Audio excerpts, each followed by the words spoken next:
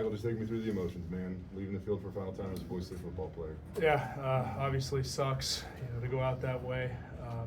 To be honest with you, though, I mean, over the past year, how everything went down, I think it was a great ending for me and my story. I couldn't be more grateful for the past 5 months and really my entire career going back to 2019. This is a surreal way to end it. It's unfortunate, but I'm just so blessed to have had so many amazing people in my life from years past and this year. So, like I said, it sucks to end it this way. I feel for the fans, I feel for the community, and I feel for this team. So it hit me a lot. Seeing Ben Dooley was the one that got me. I was holding it pretty strong. I saw Ben and I burst into tears because, that was my roommate freshman year. We've been together since July 2019, so, that one hurt, but yeah.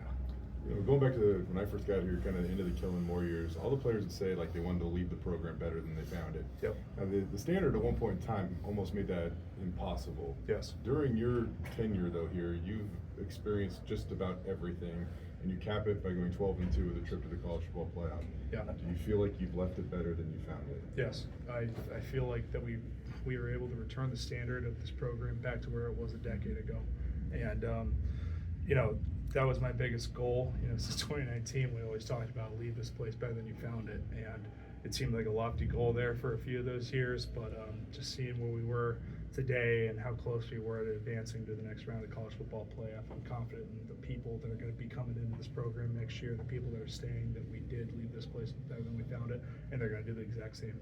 Mike, go ahead. All right, more specifically about this game, Mike. That initial 10 minutes from Penn State was kind of a little bit of an onslaught by them. How were you guys able to kind of find your footing, and why was that first quarter kind of a struggle there? Yeah, they obviously have a ton of speed, both in their front and their skill positions. So that caught us. Obviously it just takes a second to get in rhythm. But once we got through that first quarter, we saw everything that we were going to see from them. So from then, we kind of had a better feel of what the game is going to be, and we were able to lock in and play better defense throughout the home stretch of the game. There were some missed tackles at times. I think 12 penalties. Yeah, just some uncharacteristic things we didn't see much this year. Does that make this one tougher? Yeah, it hurts. It's going to hurt to go back and watch it. I'm definitely going to go back and I'll probably watch both the TV copy and the actual film copy of it. There's just a lot of frustration on. I'm sure that everybody in the locker room obviously feels it, and throughout the community feels. We didn't play the cleanest game that we've played all season, but at the end of the day, I am very proud of how hard our team played. We stayed in the fight until the very end. Even when the game seemed like it was over, guys were still up, guys were still doing everything they could to put this team in a better position towards the end of the game. After all the talk nationally about whether or not you guys deserve to be here, you're playing a competitive game into the fourth quarter. What kind of statement do you guys feel like you made tonight? I think that we just showed that we belong with everybody else. I know that I'm leaving this place, and I know that my football career is over, but going into the future and watching, there's no reason that Boise State should be on the map with some of the bigger programs in the country. I think that we showed that we can, you talk about the biggest gap, between Group of 5 schools and Power 4 schools being up front in the trenches. I think we proved tonight that we belong with those trenches.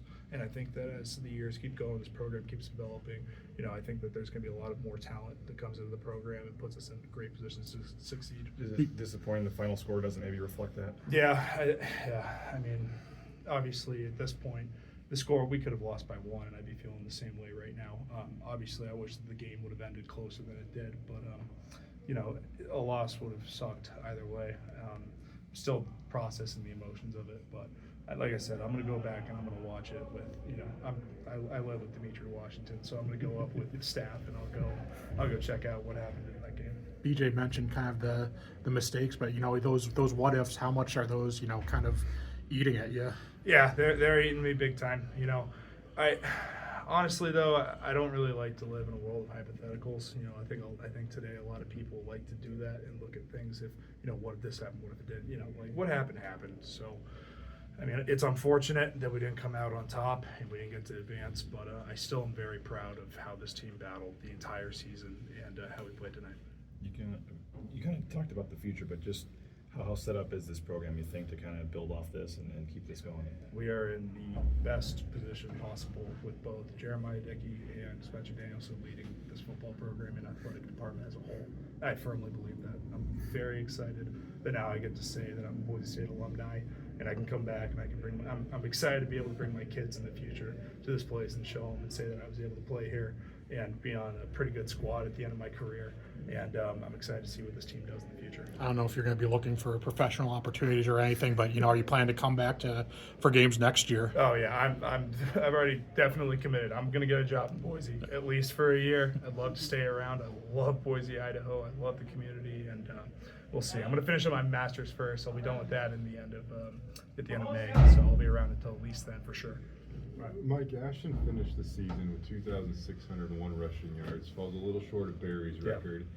When you're 50 years old sitting around a fire, what stories will you be telling about the opportunity you had to play with Ashton Genty? I mean, you said it there. I mean, I'll be able to tell people for the rest of my life that I played with Ashton Genty because, the success is going to translate immediately to the next level. If you ask anybody that knows what they're talking about in the NFL, like he's going to be the first running back off the board, and he's going to be around for a very long time in terms of how long running backs play, and he's going to be a very, very, very special player in football history by the end of his career. Great.